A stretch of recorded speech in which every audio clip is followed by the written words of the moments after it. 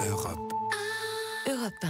Avec vous Marion, on reprend la route. On s'arrête dans le nord du parc naturel régional des Volcans d'Auvergne, dans le Puy-de-Dôme. Et oui, on va faire plaisir à Caironne puisqu'on va dans le village de Beaune-le-Froid, en plein cœur du massif de Sancier. On est en fait à 1000 mètres d'altitude et la spécialité de Beaune-le-Froid, c'est le Saint-Nectaire, donc du fromage. Caironne n'aime pas le fromage, on précise. Non, aux Caironne auditeurs. déteste les fromages autant que les pédophiles, au même niveau, tu vois.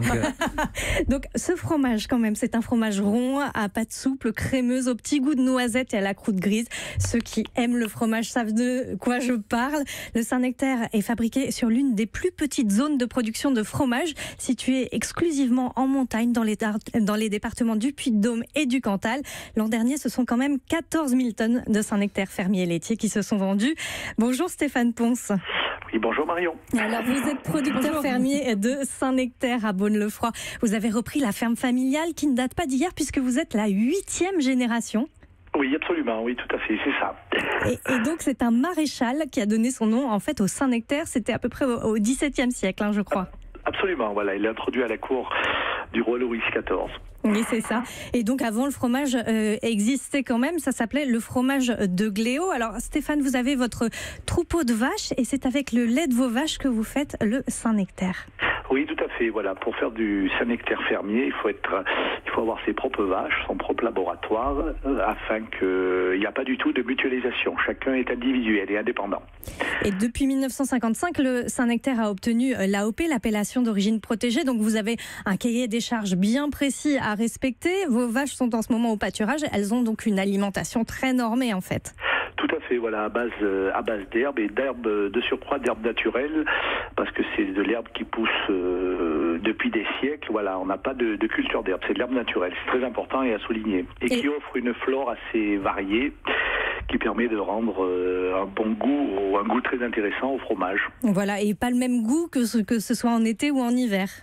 Ils sont différents. Voilà, l'hiver ils seront plus fruités parce qu'ils prendront l'arôme des fleurs des prairies, et l'hiver ils seront plus charpentés parce qu'ils auront aussi le foin leur conférera un petit peu moins d'arôme, et la cave leur permettra de prendre aussi des saveurs très intéressantes, notamment celles de sous-bois et principalement de noisettes. Alors vous fabriquez le fromage le matin et le soir, et si on vient vous voir à la ferme, on peut vous voir fabriquer ce fromage?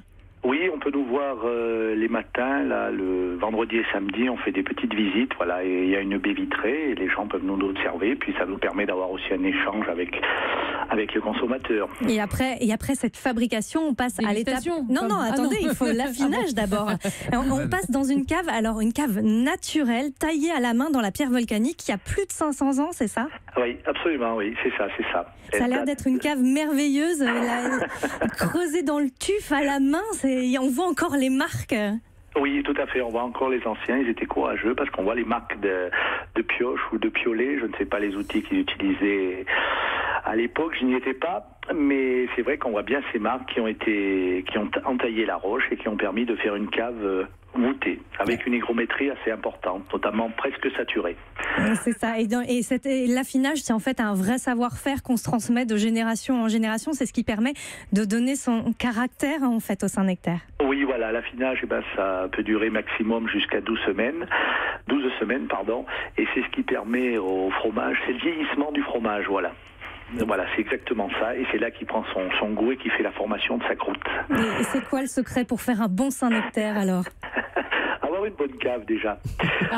Voilà, une bonne cave et puis un savoir-faire. Comme je dis, on élève des fromages, il faut avoir un bon coup d'œil pour savoir quels soins à leur apporter et à quel moment leur l'apporter. Et puis il faut un fromager amoureux quand même aussi, oui. Je pense. Oui, ça compte. on sent que Stéphane adore ce qu'il fait. Merci Stéphane Ponce. Si on veut acheter vos fromages, donc il faut se rendre dans votre ferme à Beaune-le-Froid. Voilà. Et donc l'été, on aura ces fromages fleuris, donc on peut venir vous voir.